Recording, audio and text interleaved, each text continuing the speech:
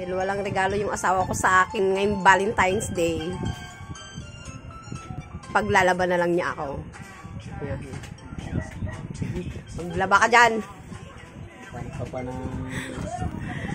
Wala man lang, kahit malunggay, wala man lang binigay sa akin. Kaya yan. Yan yung ano sa kanya.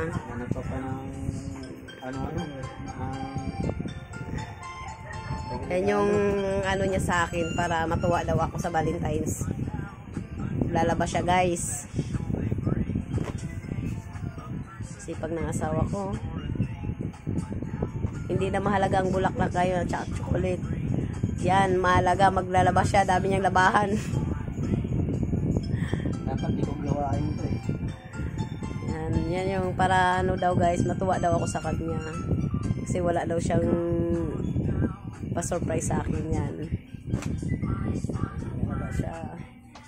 Shoutout sa mga walang regalo dyan. Laban na tayo para sa mabawi. Yan, guys. Lalabas siya, magdamag na naman. Uy po guys, sila na guys. Maglalaban naman siya, magdamag.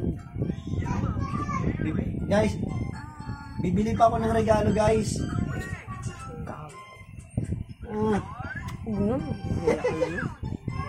Ano na?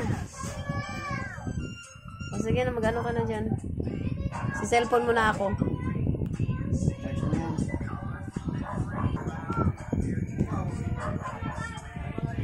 Dahil wala siyang ano, guys. Yan, maglalabas siya.